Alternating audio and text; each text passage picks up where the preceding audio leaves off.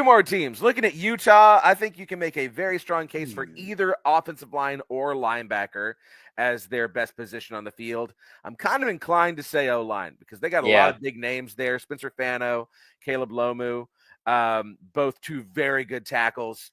And I believe, I know it's an experienced offensive line. I'm trying to figure out exactly how many of them are returning starters.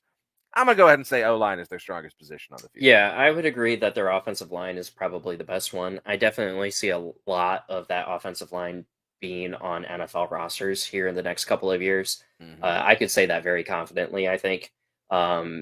They've always had decent offensive linemen. It's just, I mean, if we want to go straight into the weakest, quarterback. Well, I would argue that it's going to be receiver, right?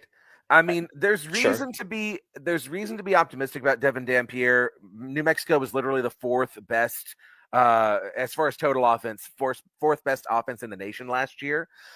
He's very athletic. He threw for 2,700 yards last year. He But also how much of rushed for that 1,100. is him versus how much of that is the competition he played? Sure, that's a good point. But I see my biggest question mark though is if you do Who's he believe that throwing it? if you believe that Devin Dampier is a really good athlete, which I do believe he is, Mhm. well, who's he throwing the ball? Right? That's why I don't know. Nate I think Johnson we is the kinda only kind of maybe name. I think we kinda saw that last year with him too. Yeah. Because even with the 2 quarterbacks that they had, I mean, Wilson was fairly good when he was in there. It was just like they relied so much on Cam Rising to, Mhm. like, make the receivers receivers, but, like, once you lose that quarterback, you're down and you're out, and, like, Dampier, don't get me wrong, I think he's gonna be really good, but I Mhm. just how much was that the competition level versus how much of that was actually him? And, like,